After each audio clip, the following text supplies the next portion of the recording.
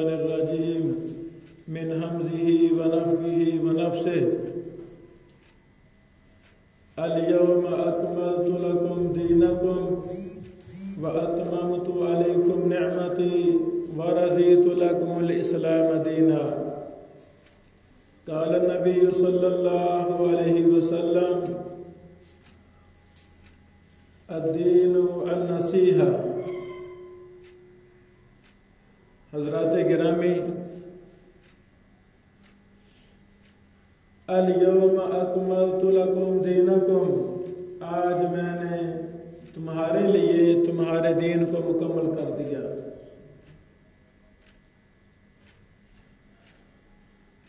یہ دین ایک نعمت ہے. وَأَتْمَمْتُ عَلَيْكُمْ نِعْمَتِي، میں نے اپنی نعمت کو تم پر پورا کر دیا. یہ دین بہت بڑی نعمت ہے، ایسی نعمت ہے جس کو اللہ نے پسند کیا ہے. یہ دین اللہ کی پسند ہے، قرآن حدیث اللہ کی پسند ہے. وَرَضِيتُ لَكُمُ الْإِسْلَامَ دِينًا، اے میرے بندو، یہ دین جو بہت بڑی نعمت ہے، انعام ہے، میں نے اس کو تمہارے لیے بطور دین پسند کیا ہے. خوش قسمت ہے مسلمان، اللہ کے بہت بڑے انعام والے ہیں مسلمان جن کے پاس یہ دین ہے. بدقسمت ہیں وہ لوگ کفار یہود و نصارہ جو اسلام جیسے پیارے پسندیدہ دین سے محروم ہیں. مبارک ہو کہ اللہ نے ہمیں اپنا پسندیدہ دین اپنی پیاری نعمت سے نوازا ہے. مسلمانوں میں سے دونوں جہان کا کامیاب ہے وہ انسان، دنیا میں بھی کامیاب ہے، آخرت میں بھی کامیاب ہے. کون؟ جو دین کو تسلیم کرتا ہے، دین کو اپنے اوپر نافذ کرتا ہے. سرخ رو ہے وہ گھر، وہ معاشرہ، وہ سوسائٹی، وہ خاندان، وہ قوم و ملک، وہ حکمران، وہ سیاستدان جو قرآن و حدیث کو، دین جو ہمارا دین ہے، اس کو لاگو کرتا ہے، نافذ کرتا ہے، اس پر عمل کرتا ہے. ہر فرد ایک معاشرے کا نام ہے، ایک سوسائٹی کا نام ہے.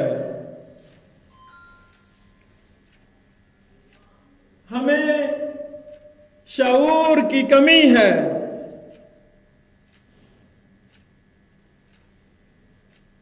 قرآن و سنت وہ کامیاب ترین سوسائٹی، گھر، کاروبار کا شعور دیتا ہے. ایسا شعور ہمیں کہیں نہیں ملتا. جو بھی شخص ناکام ہے، اپنے گھر کے لحاظ سے ناکام ہے، بیوی بچے ہیں لیکن ناکام ہے، پیچھے وجہ یہ ہے کہ اس نے قرآن و حدیث کو چھوڑا ہوا ہے. کوئی حکمران ناکام ہے، کیوں ناکام ہے؟ اس نے قرآن و سنت کے حکمرانی کے اصولوں کو چھوڑا ہوا ہے. کوئی خاندان پریشان ہے، کیوں پریشان ہے؟ کیونکہ اس نے قرآن و حدیث کو اپنا دین صحیح معنوں میں تسلیم نہیں کیا۔ میرے عزیزو، پیارے پیغمبر محمد رسول اللہ صلی اللہ علیہ وسلم نے ارشاد فرمایا، لوگو یہ دین اسلام کوئی معمولی چیز نہیں ہے۔ یہ دین الدین النصیحہ، دین ہی خیر خواہی ہے۔ جتنا کوئی شخص دین کے اندر ہے اتنی ہی خیر خواہی کا وہ مالک ہے۔ جتنا کوئی شخص دین سے دور ہے، دین سے بیگانہ ہے، اتنا ہی وہ خیر خواہی سے دور ہے، خیر خواہی سے بیگانہ ہے۔ آج کے خطبہ میں یہ تصور دینا چاہتا ہوں کہ ہم دین اسلام پر کس قدر عمل آسانی کے ساتھ کر سکتے ہیں، اور وہ سوسائٹی جو محمد رسول اللہ صلی اللہ علیہ وسلم نے قائم کی تھی، وہ سوسائٹی آج بھی ممکن ہے۔ کیسے ممکن ہے؟ آئیں میں وہ تصور پیش کرنا چاہتا ہوں۔ یہی قرآن صحابہ کرام کے اندر موجود تھا جو آج ہمارے پاس ہے۔ ہمارے ایمان کا مسئلہ ہے، ایک بھی حرف نہ کم ہے نہ زیادہ ہے، وہی منوال قرآن کریم ہمارے پاس موجود ہے جو صحابہ کے پاس موجود تھا۔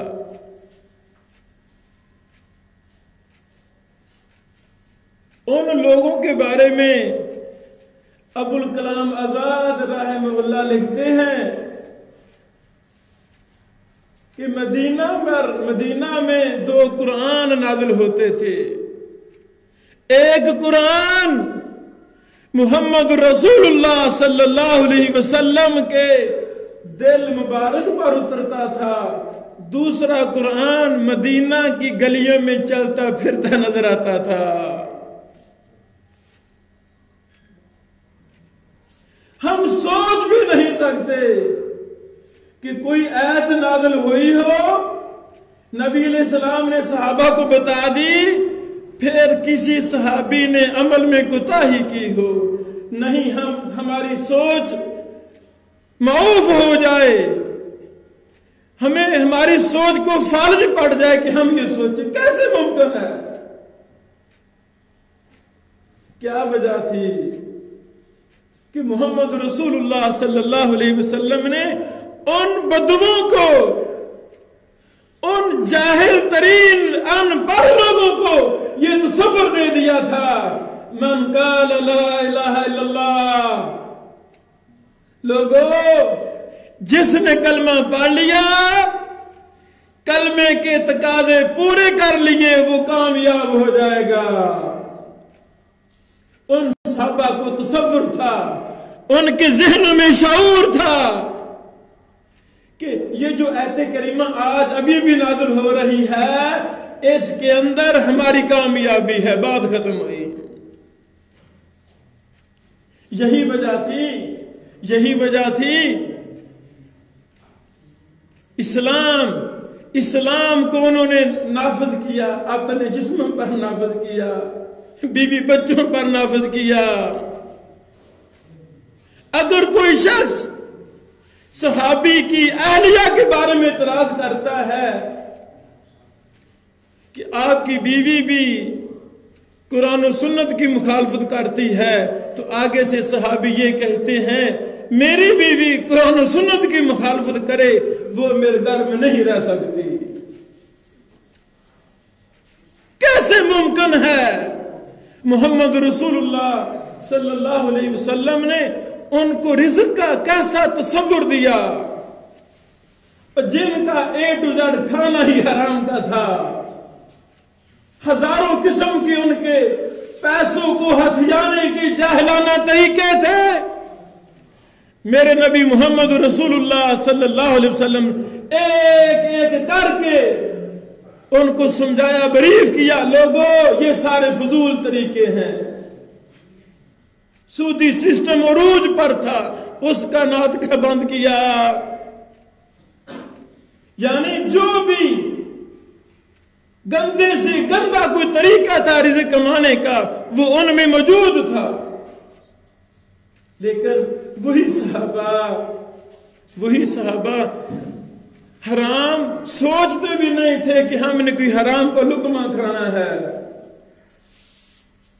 میرے پیغمبر علیہ الصلوۃ والسلام کے نواسے نے اگر زمین پر پڑی کھجور کو منہ میں ڈالا ہے تو نبی علیہ السلام دوڑ کر جاتے ہیں، انگلی سے اپنے نواسے کے منہ سے اس کھجور کو باہر نکالتے ہیں، یہاں تک تصور دیا بیٹا پتہ نہیں یہ کس قسم کی ہے، کہیں صدقہ کی نہ ہو۔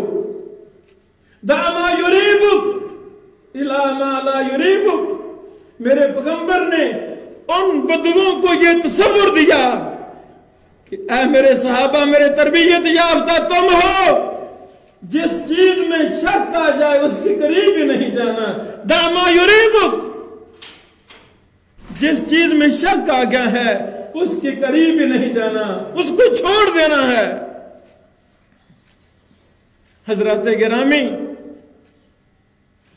البدایہ والنہایہ میں امام ابن کثیر رحمہ اللہ نے یہ واقعہ نقل کیا ہے، لکھتے ہیں ہندا رضی اللہ تعالی عنہ سیدنا ابو سفیان رضی اللہ عنہ کی زوجہ محترمہ، ساری زندگی اسلام کی دشمن عورت، سب سے بڑی دشمن، مکہ فتح ہوا ہے، یہ عورت پریشان ہے کہ وہ کیا وجہ ہے یہ مسلمان غالب ہوتے آ رہے ہیں، وہ وجہ کیا ہے؟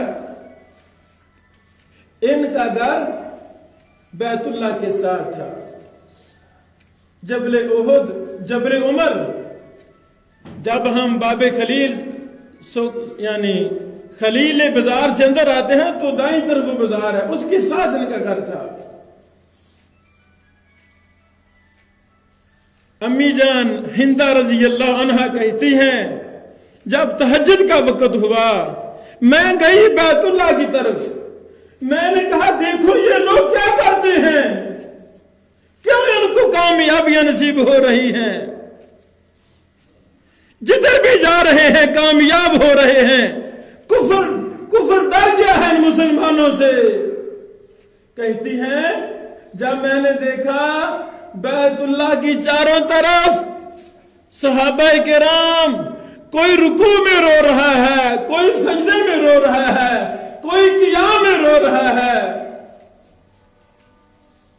فرمانے لگی اس بات نے میرے دل میں یہ بات پختہ کر دی کہ یہ مسلمان کامیاب ہیں، یہ ناکام لوگ نہیں ہیں اور یہ سچے حق والے لوگ ہیں۔ فرماتی ہیں یہ بات دیکھ کر میں مسلمان ہو گئی۔ حضرات گرامی، آپ کا کیا خیال ہے؟ ہم نے تو ہزاروں دفعہ یہ حدیث سنی ہوگی کہ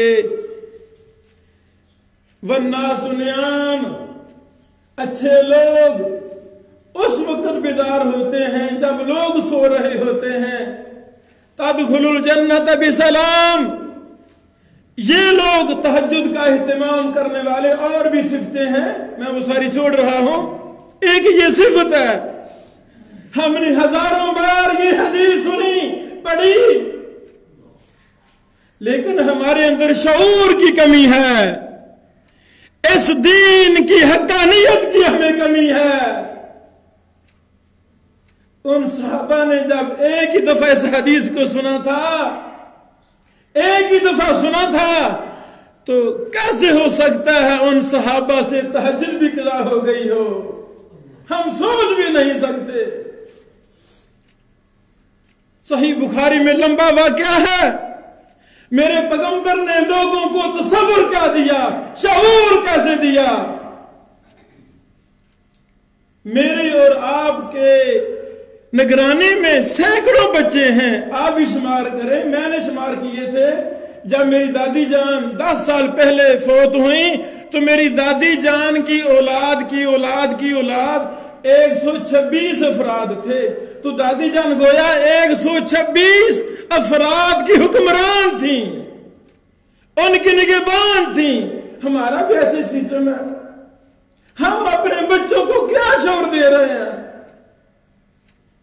ہم بچوں کو کیا تصور دے رہے ہیں؟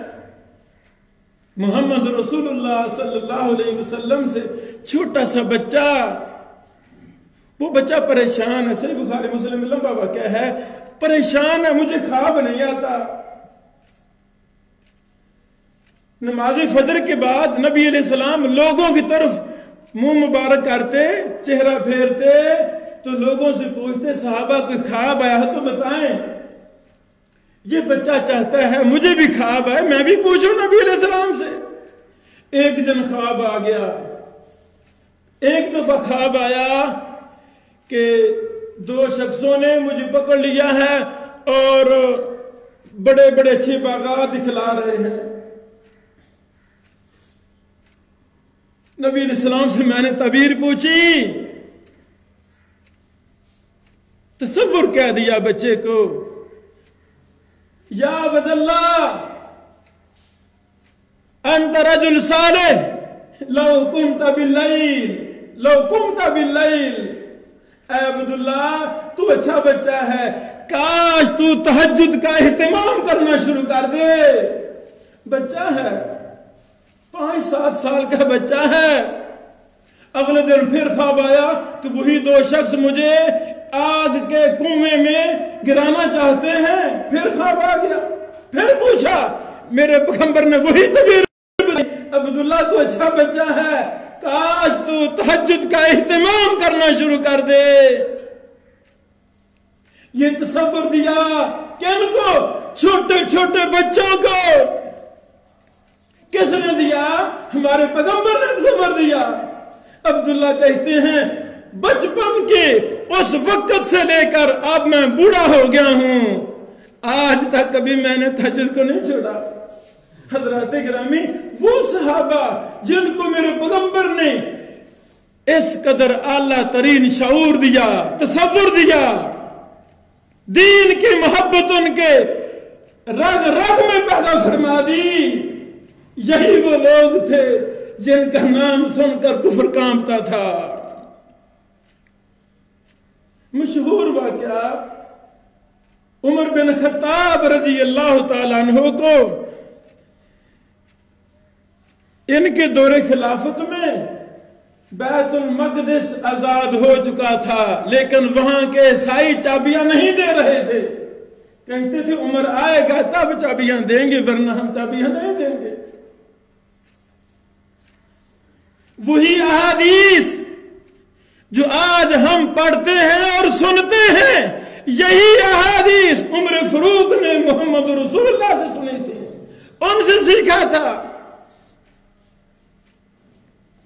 عمر فاروق رضی اللہ تعالیٰ عنہ سادہ مادہ لباس میں، پھٹے پرانے کپڑوں میں آ رہے ہیں، خادم اسلم ساتھ ہے، منزلیں طے ہیں، ایک منزل عمر بیٹھے گا سواری پر، دوسری منزل غلام بیٹھے گا سواری پر۔ حسن اتفاق سے جب بیت المقدس والی منزل شروع ہوئی ہے تو غلام اوپر بیٹھا ہے، عمر فاروق نیچے چل رہے ہیں۔ یہ انصاف کا درس کس نے دیا؟ قرآن نے دیا۔ جن قرآن کی آیات سے عمر فاروق نے انصاف کا سبق لیا، وہی آیات آج بھی قرآن میں موجود ہے۔ ہاں، فرق یہ ہے وہ عمل کرنے والے تھے، ان کا یقین تھا کامیابی انصاف میں ہے، ان کا ایمان تھا جہنم برحق ہے، ان کا ایمان تھا جنت برحق ہے، عذاب قبر برحق ہے، ان کا ایمان تھا ہمارا ایمان نہیں ہے۔ ورنہ ہم تمام رسم و رواج کو اپنے پاؤں پہ ٹھوکر لگا دیں، پاؤں تلے رود ڈالیں کہ نہیں ہم مانیں گے، ہمارا دین اسلام ہے، ہمارا قرآن موجود ہے، ہمارے پیغمبر کے فرامین موجود ہیں. کیا وجہ ہے؟ قرآن بھی موجود ہے پھر بھی ہم جاہل ہیں، قرآن بھی موجود ہے پھر بھی ہمیں یہود و نصارہ کے طریقوں سے محبت ہے. اس کا مطلب ہے ہمارا اس درجے کا ایمان اور یقین نہیں ہے. صحابہ کرام بیچارے جبہ کبا لے کر جلدی سے بھاگے ہیں. عمر فاروق رضی اللہ عنہ آپ ہمارے خلیفہ ہیں، وہ سارے یہود و نصارہ کے بڑے بڑے بادشاہ وہ جبوں کبوں میں ہیں، آپ بڑے پرانے کپڑوں میں ہیں، یہ جبہ پہن لیں. عمر فاروق نے کیا کہا تھا؟ نہیں میں نہیں پہنوں گا، میں نہیں پہنوں گا، اس لباس میں کوئی عزت نہیں ہے. اسلام نے ہمیں عزت دی ہے، میں مسلمان ہوں، میری بازاروں میں کوٹھی بنگلے میں عزت نہیں ہے. اسلام نے ہمیں عزت دی ہے، اسلام میرے پاس ہے، بات ختم ہوئی. مجھے نہیں جبے کبے چاہیے، انہیں کپڑوں میں جاؤں گا. حضرات گرامی آپ کا کیا خیال ہے؟ یہ شعور کی کمی ہے، یہ احساس کی کمی ہے. ہم نے اپنے آپ کو تبدیل کرنا ہے، ہم نے اپنے آپ کے اپنے سینے کے اندر یہ دین کی غیرت کو پیدا کرنا ہے، اسلام کی غیرت کو پیدا کرنا ہے. اغیار نے اپنی تنخواہوں سے فیصد کو مقرر کر دیا ہے، اتنے پیسے ہر تنخواہ سے میں سوسائٹی کو دوں گا. کیا کر رہے ہیں؟ انجیل کو شائع کر کے لوگوں میں فری تقسیم کر رہے ہیں. کیا کر رہے ہیں؟ مرزا قادیانی جھوٹے نبی کی کتابوں کو لاکھوں کروڑوں کی تعداد میں شائع کر کے فری تقسیم کر رہے ہیں. باطل کو بڑی پریشانی ہے. یہ بیک ورڈ علاقوں میں ہمارے شاگرد ہمارے دوست احباب ہمیں بتاتے ہیں کہ محترم امت کو بیدار کرے، ہم کہاں ہیں؟ غریب لوگوں کو پیسے دے کے، گھر کوٹھی بنگلے دے کے دین سے پھیرا جا رہا ہے، غیر مسلم بنایا جا رہا ہے. ہم کہاں کھڑے ہیں؟ میرے عزیزوں، میرے بزرگوں، آج کے مختصر خطبہ کا خلاصہ یہ ہے کہ ہمیں اپنے آپ کو تبدیل کرنا ہے.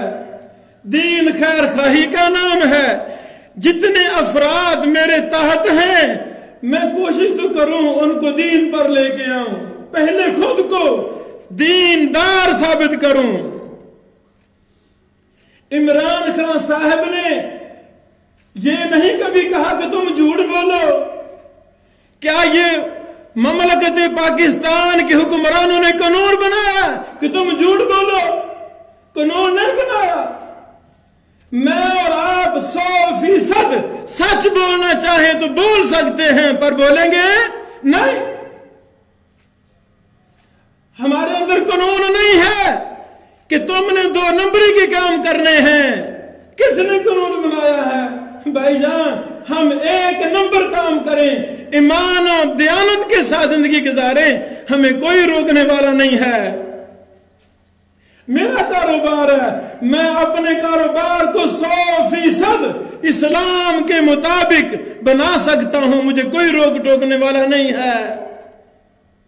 کیا عمران خان صاحب نے قانون بنایا ہے کہ سود پر لین دین کرو، 2 نمبر چیزیں بیچو؟ نہیں بھائی، میرا کاروبار ہے، میرے کاروبار میں حرام چیز نہیں فروخت ہوگی. میرے کاروبار میں آج کوئی بہن ماں کپڑا لے کے گئی ہے، کل کو واپس کروں گا. میرے پیغمبر محمد رسول اللہ صلی اللہ علیہ وسلم نے اصول بیان فرمایا، کوئی کپڑا لے کر جائے واپس کرے تو واپس کرو، اس کو بشارت دی ہے. اللہ تعالیٰ برکت فرما دیتا ہے. تو میں لکھ کے لگاؤں کہ واپس کپڑا ہوگا.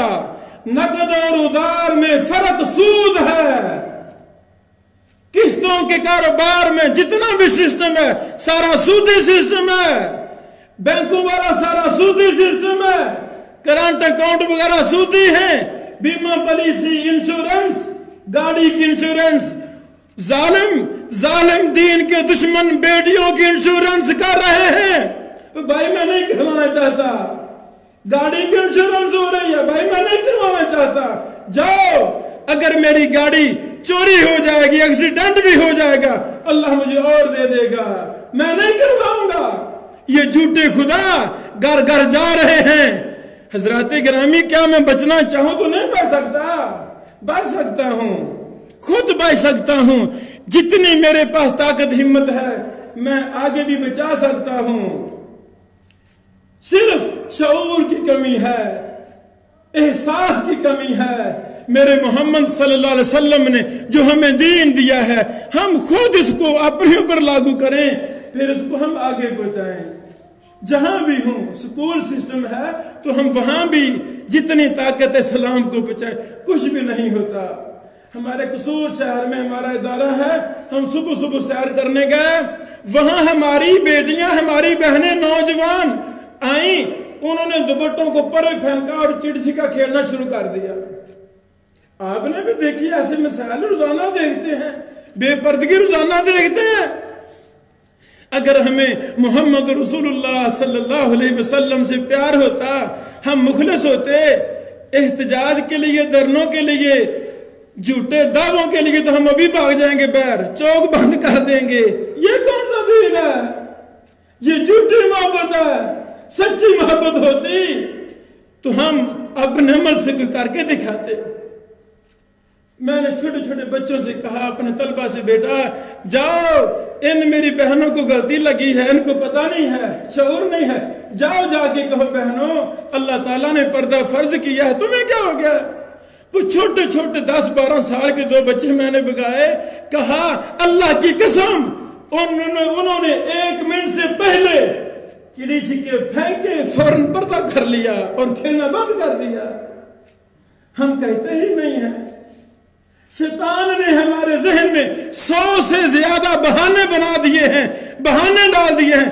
नहीं, खुशी के मौके पे नहीं बोलना चाहिए, नहीं गमी है जी, गमी है, गमी के मौके पे नहीं बोलना चाहिए, नहीं जी ये बस है, गाने फिल्म लगी हुई है, नहीं बोलना चाहिए, कोई मार देगा, ये सारे मुझे तो भाई कुछ भी नहीं होता, कुछ भी नहीं होता। बस जहां भी हमें मौका मिलेगा हम बोलेंगे। हमें मौत है ना, इंशाल्लाह ये भी शहादत की मौत है। अंबिया को यहूद नसारा ने आरे के साथ 2 टुकड़े कर दिया, ऐसे भी नबी गुजरे। हक बात हमें क्या हो गया है? अल्लाह ने कुरान में कितनी दफा फरमाया, लोगों नेकी का हुक्म दो, बुराई से मना करो, कितनी बार कहा है। वही अबुल कलाम आजाद का कौल मैं दोबारा दोहराना चाहता हूं कि आज भी वो मौसम पैदा हो सकता है। एक कुरान हमारे घरों में पड़ा है, दूसरा कुरान फैसलाबाद की घाट वाले पार की गलियों बाजारों में चलता फिरता नजर आता है। हम कोशिश तो करें, हम शऊर तो बेदार करें। कौन शऊर बेदार करेगा? वो हमने करना है। वाखिर दावाना अनिल हम्दुलिल्लाहि रब्बिल आलमीन।